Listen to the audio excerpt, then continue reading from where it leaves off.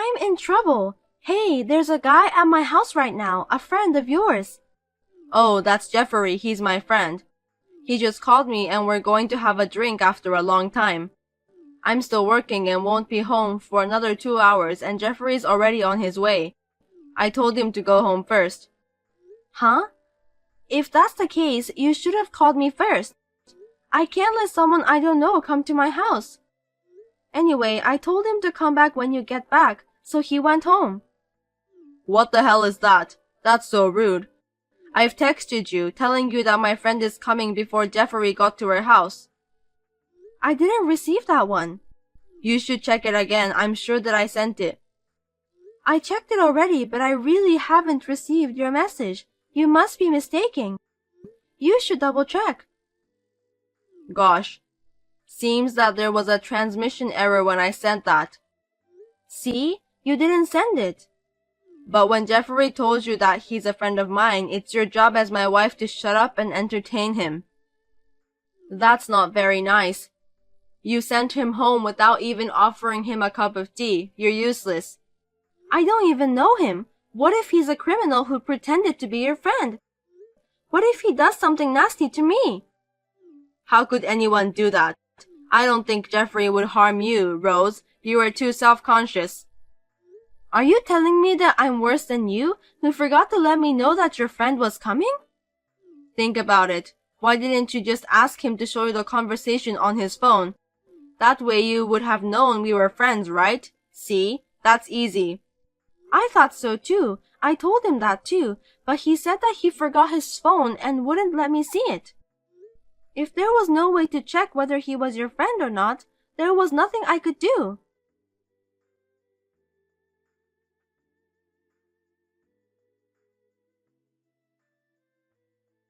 Even after that, my husband kept complaining to me for a while.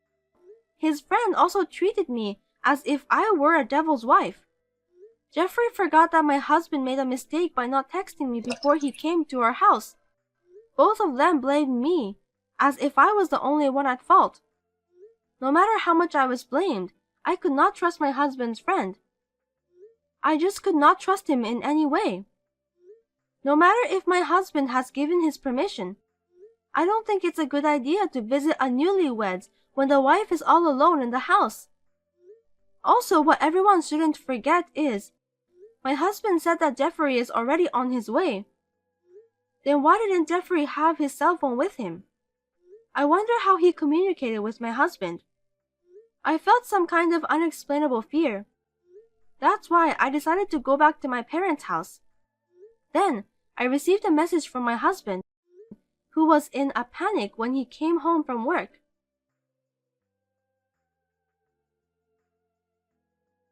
Where are you now? What the hell do you think you're doing, leaving me like this? You have no reason to be upset. I was the one who texted you to let you know that my friend was coming, so why are you the one who's still mad at me all this time? Are you listening to me? I told you the other day I didn't get a message. You said there was a transmission error. Don't forget it just for your own convenience. That's why I called you, didn't I? I was trying to make sure that you're okay. You called me? I didn't get that. There you go. You're so full of it. I didn't hear it. I didn't get it. You just forget about it, didn't you? Then why were you trying to text me? You couldn't call me, so you decided to text me, didn't you? I did what I was supposed to do, Rose. You keep telling me about that and you never listen to me. I thought that when we got married, you'd think a little more about me. I was wrong. I've had enough. You just keep one-sidedly bad-mouthing me for selfish reasons. But you can't prove I didn't contact you, can you? Huh? There's no record of text or missed call from you, Kenny. Think about it. How can someone that can be easily erased like that be proof? You're too self-aware. Nobody's after you. That's not what this is about. Yeah, okay. Seems like you're not going to apologize to me. Why should I apologize? You're the one who's sorry, right? I didn't do anything wrong. Then fine, I won't even talk to you. I'm thinking about a divorce, That's what I'm gonna do. Hey, you think you can talk to me so selfishly like that? What the hell do you want? What's your purpose? I beg your pardon? I don't trust you anymore. That's why I said I want a divorce. I don't understand why you're blaming me when I didn't do anything wrong. That's why I told you that my friend, Jeffrey, was going to visit our house. You see, this just keeps going back and forth, so I don't want to talk about it anymore. Even if you did text me, why would you call your friend when you're not home? Because Jeffrey said that he didn't have a place to wait. A place to wait, huh? What a lame excuse. There are plenty of places to wait, such as restaurants and so on. Isn't that crazy? Coming all the way to our house when I was the only one there. Don't say bad things about my friend. Okay, let's say I let your friend come inside. What do you want me and your friend to do? You can just prepare dinner or something, like what everyone does when they have a guest coming to the house. Just serve tea and snacks to him. Let him watch TV and make him feel like home. You want me to cook dinner for a stranger? Yeah, what's wrong with that? It's not that hard, is it? That's what a wife is supposed to do. Likewise, if my friend came over, would you serve her dinner? I would if she's your friend. I'll say serve her tea too. Then what if that friend of mine is actually a criminal who just lied to you? You don't have to worry about that. You've never had a friend visiting you in the first place. Anyway, do you really have a friend? That means when the person says that she's your friend, I'll know right away that she's trying to deceive me. Kenny, do you realize that you're contradicting yourself? Huh? I'm just stating about the common sense. You're just being too logical and difficult. Also, you're trying so hard to justify yourself. No, I think I'm just talking plain and simple. That's your common sense. I'm different from you and I'm not that complicated. Then divorce me because I can't be with someone who doesn't value my common sense. Huh? Why are you talking like that? That's so extreme. If that's the way you're talking right now, then yes. But divorce over something like this is overreacting, right? You should think twice.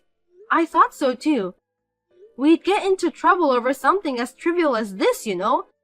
I can't continue our marriage to someone I can't have a proper conversation with. I'll report this to your parents too. You think you can do such a selfish thing? I'll forgive you now, so don't make any more trouble and come back. Forgive me? I'm not going back to our house. You have until tomorrow to decide whether you're going to apologize or divorce me. If you don't apologize, let's have a divorce. That's right. I just remembered. Jeffrey was at our wedding. What? What are you talking about out of the blue? We knew each other. He was at our wedding, so he knew you too. That's why he wasn't a stranger. What do you think you're talking about, Kenny? Do you know how many friends you invited to our wedding? There were a lot of people and most of them were your colleagues. How could I remember the face of someone I met only once at the wedding? Don't be so heartless. Jeffrey was there to celebrate our marriage. Do you remember the faces of even one of my friends? Would you recognize them if you saw them on the street? What's wrong? Did you just ignore me because you don't remember any of my friends? Are you just going to forget every single thing that you think is inconvenient for you? Jeffrey is really my friend. Even if I did remember him, it doesn't mean that Jeffrey is my friend, okay? We have never talked to each other. I don't want to spend a few hours alone with a stranger. I don't care even if you ask me to do it for your sake. He's a friend of mine. Why can't you just be nice to him for my sake? If you can't even do that, that's very selfish of you. It's okay that this time it was a friend, but what if the person was my boss? That could affect my promotion. Can you take responsibility if I don't get promoted for the rest of my life because of you? Isn't that the worst thing you could do as a wife? Okay, let's say that the person was a criminal. If I got killed because I invited him in, can you take the responsibility for that?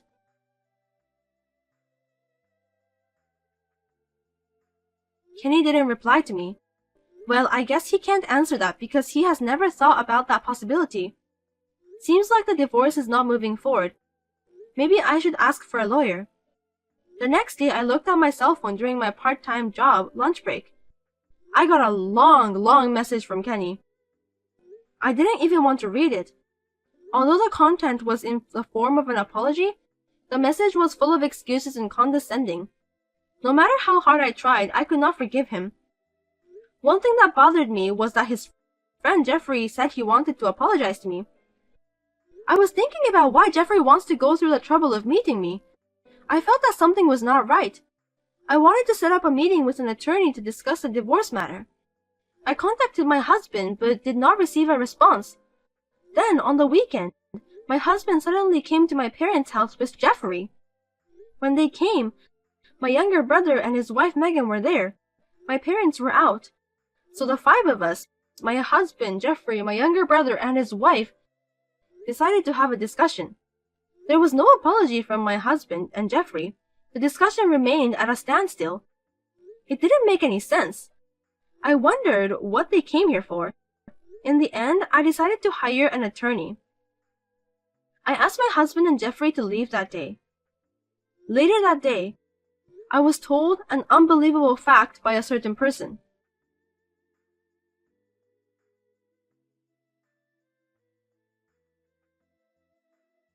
What are you waiting for? All you have to do is get a divorce. You're the one who made things so complicated.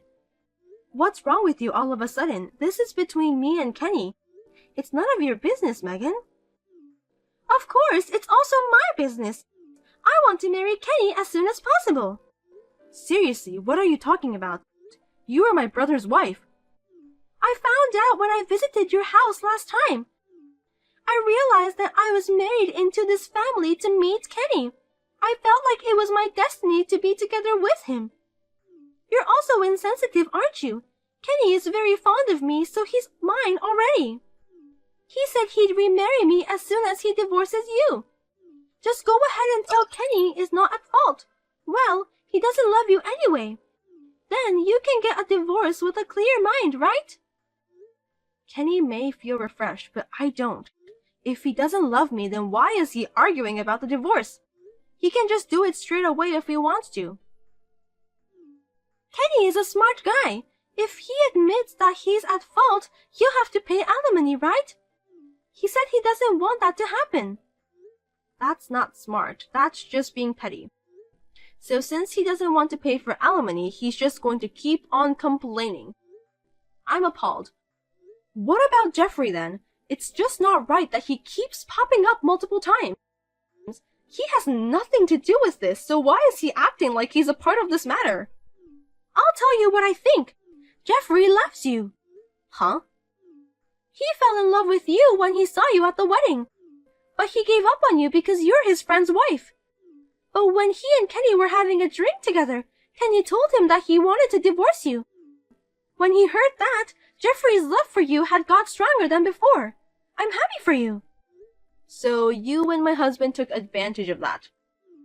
Well, that's what it comes down to, but it doesn't matter, does it? The truth is that the day Jeffrey went to your house, I got proof of the affair and tried to use it for the divorce. But Jeffrey chickened out at the last minute. Since you turned him away, the whole plan got screwed up. You're just playing hard to get. Do you even know what you're talking about? You're saying that you're trying to take advantage of your own friend. That's very inhuman. It's okay because nothing happened, right? It would have been fun if something had happened. That's not the point. Do you even care about other people's life? If that had happened, Jeffrey would have been arrested by the police. Kenny told Jeffrey not to worry because he would pay for the settlement. Jeffrey said he had no intention of doing any harm to you. He didn't even know he was being used, and he was so eager to go and see you. Poor Jeffrey. He thought that he could be together with you. He's just too sweet, which really makes me want to laugh out loud. You're such a jerk. You can say what you want. It doesn't hurt my feelings at all. At first, I was going to charge you with adultery. But that's too much trouble. Just divorce Kenny as soon as possible. I don't want to wait any longer. You don't have to pay me any more money, so just get out of my life.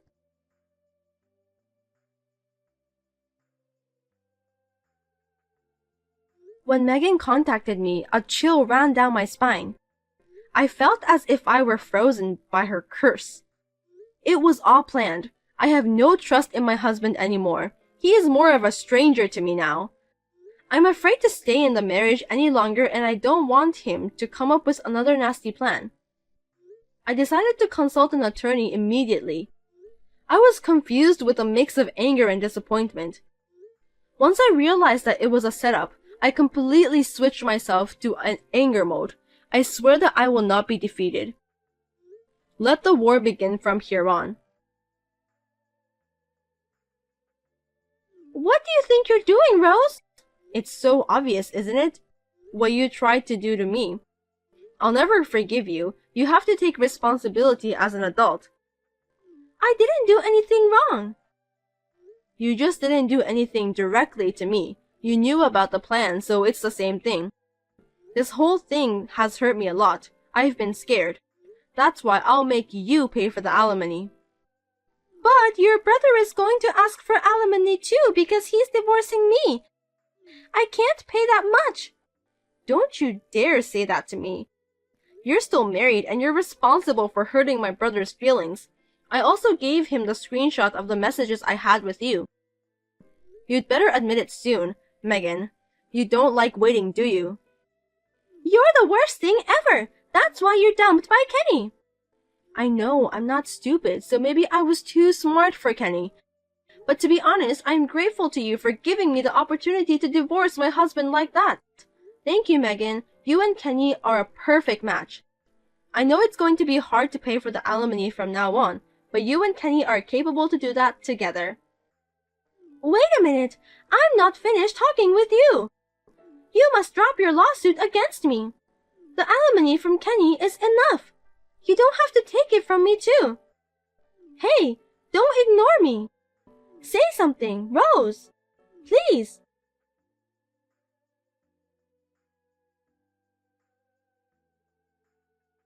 That terrible plan was exposed. Kenny and I, Megan and my brother were able to divorce rather easily. My brother and I sued Kenny, Megan, and Jeffrey for alimony. The three of them kept blaming each other. They showed no signs of remorse for what they had done. They are really shabby people. The attorney thought they were malicious and demanded a substantial amount of money for compensation. If they did not comply, they would go to court and content-certified letter will be sent to each company they are working for.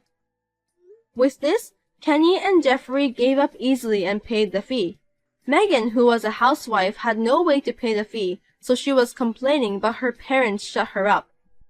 Kenny was blamed so badly by my parents, his younger brother, and his own parents, and when he came to my parents' house to write the divorce papers, I was surprised to see that he was like a zombie. But both my parents and my brother say they have no intention of forgiving Kenny. Of course, neither do I. It seems that Megan told Kenny to marry her, but Kenny's parents were against that. It seems that Kenny, who's fed up with all the lecturing from his parents, did not defend Megan and turned her away, saying that he would not marry her. I have returned to my parents' house and am regaining a peaceful life. After what happened, my brother and I were depressed for a while. But both of us were glad that we realized the true nature of Kenny and Megan at an early stage before we had kids.